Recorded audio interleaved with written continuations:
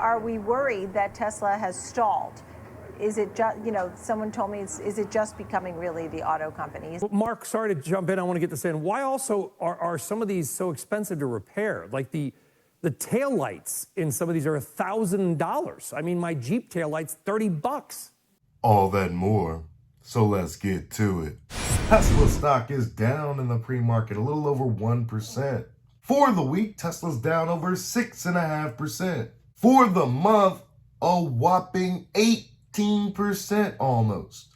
This has been one hell of a slide, and for our 0-day options that we might take today, I think I'm gonna go with the call side. Forgive me, I am a glutton for punishment, but I just can't see Tesla being at these levels for that much longer. With Tesla's record-breaking earnings call right around the corner, I can't help but imagine that the stock is ready to reverse course anytime now. Dan, it's great to see you. I think so many people invested in Tesla because they love Elon Musk. They think he's a genius, he's a visionary, he has SpaceX, he took over Twitter. I mean, he's always coming up with these incredible ideas, and so they believe in him. At the same time, are we worried that Tesla has stalled? Is it just, someone told me, is it just becoming really the auto company? Is it still that big ecosystem that everyone hoped for? Oh, I think, Nicole, to some extent, the reason Musk is bringing up this 25% is because we're actually going into the next era for Tesla in terms of AI, full self-driving, Optimus, and now the robotics, the broader vision starts to take hold. Look, that's why the bears continue to say this is an auto company. And, I've been saying that for the last decade, and that's obviously been a historically bad move. Tesla is just another auto company, like Tom Brady is just another quarterback, like LeBron James is just another basketball player. Tesla is doing what the other legacy automakers do, just better and so much more. And while the stock market wrestles with whether or not Tesla is an automotive company or not, I'll continue to soak up shares and place long calls waiting for the abrupt change in direction. And how's the ecosystem going? I mean, it's not a car company. They're making their own batteries, they have superchargers, we have solar, self-driving. Tell me more about each thing. What's going to drive Tesla in the future? Because it's not going to be electric vehicles, because there are so many other names that are coming up, BYD and NIO and Rivian and etc. Yeah, but they continue. Obviously, BYD has done a phenomenal job in China, but Tesla continues to really own the EV market along with BYD. Look, I think when you look from a valuation perspective, the holy grail is FSD. It's AI. It's them. If you think about like Apple, what Apple did, they sold iPhones, right? BlackBerry sold BlackBerry, Nokia sold smartphones. But the genius of Jobs and Cook was to monetize that ecosystem. That's what Tesla is doing. What? Monetize the ecosystem. That the real money is after the individual purchases the vehicle? Infotainment, insurance, FSD, supercharging? Are we saying there's an ecosystem that Tesla is tapping that nobody else in the industry, BYD included, is ready to benefit from? Are people worried about EVs overall? Because I think some people feel duped in that, look, I think Tesla was great. I think it's been an incredible story, growth story. I mean, the numbers have been unbelievable year over year, and Elon Musk has really come through. That being said, I feel like some people feel they've been duped. For example, they can't charge in the cold in the same way. They had no idea. There was the guy who tried to drive across country with the Ford and left it there. The world of EVs, replacing an EV battery is very expensive, and what happens to all those EV batteries, where do they go? Is the world of EVs, they're pushing EVs on everybody. They would love 100% EVs. Is it too much, too fast, too much of a push? And are some people losing interest?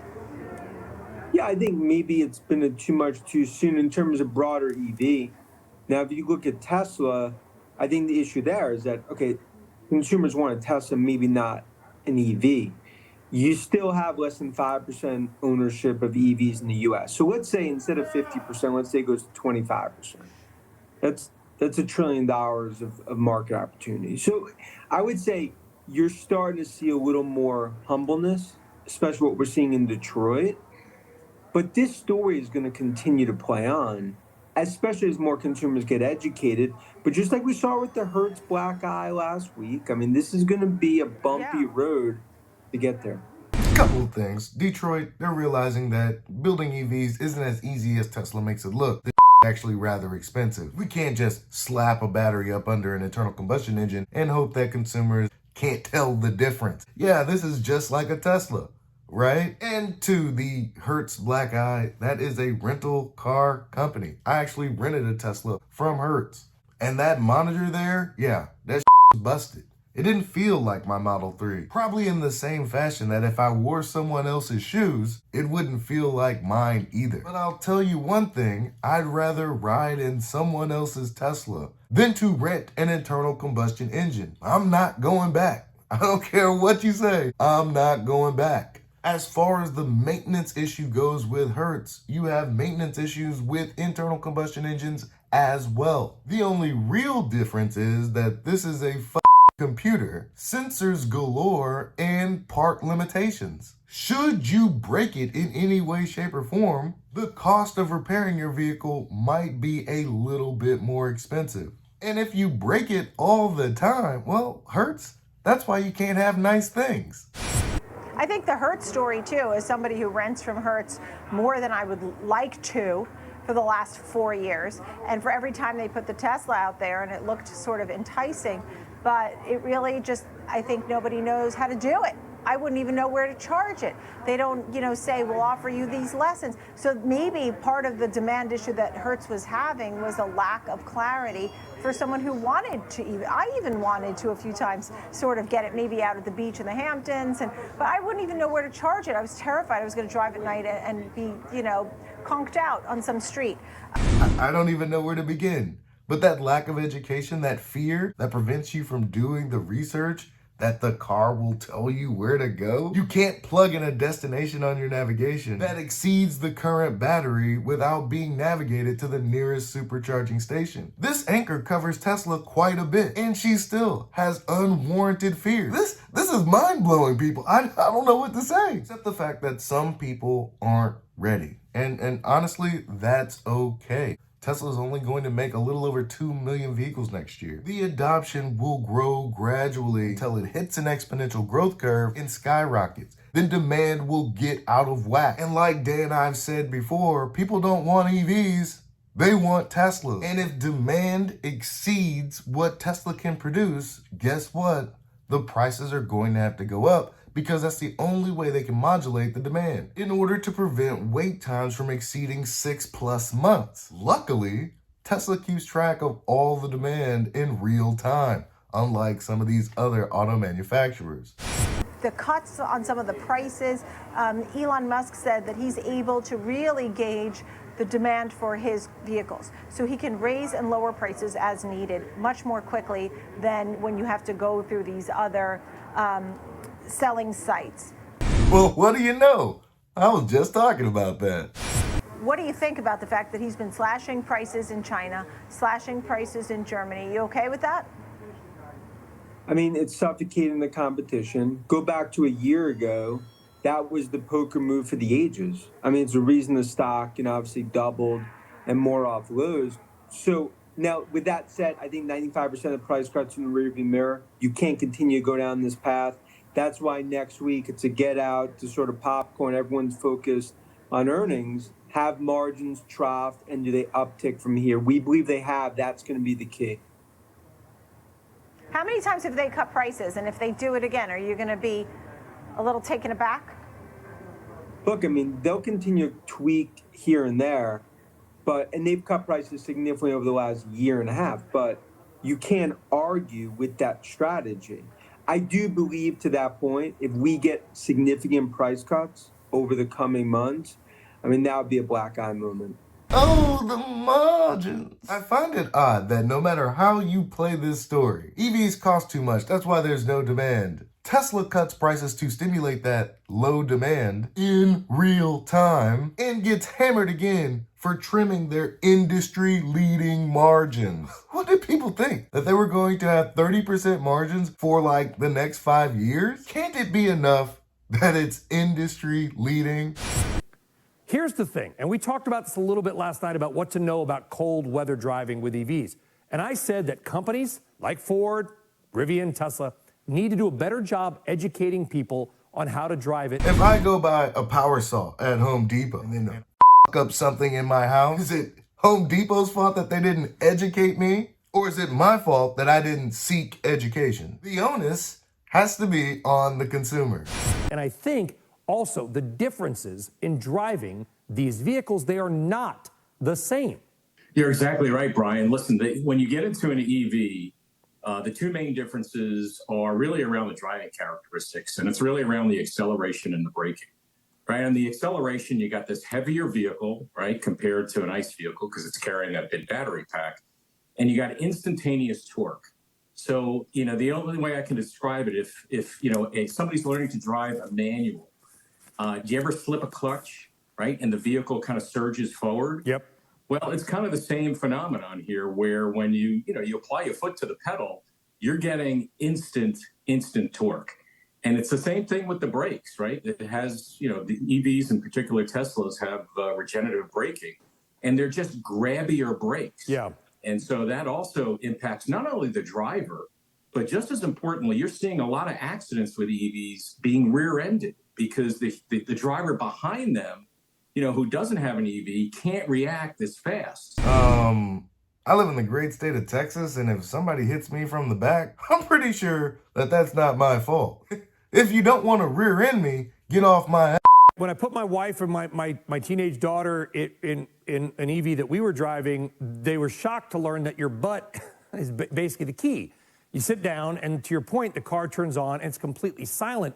And if you don't know the car is active, for lack of a better term, I don't want to use the term on, that sounds like an engine, it's active. Your lights are on, the computer is on, the TV is on. Why does that relate to an engine? I don't understand. Are these anchors feigning ignorance? And you tap the gas, Mark, to your point, it lurches forward. You've also got a lot of people in EVs using the one-pedal braking, which I like a lot in certain situations. But what drove me nuts about some things, like the Rivian, is you can't turn it off. And because I worried that the constant brake light was going to drive the people behind me nuts. What?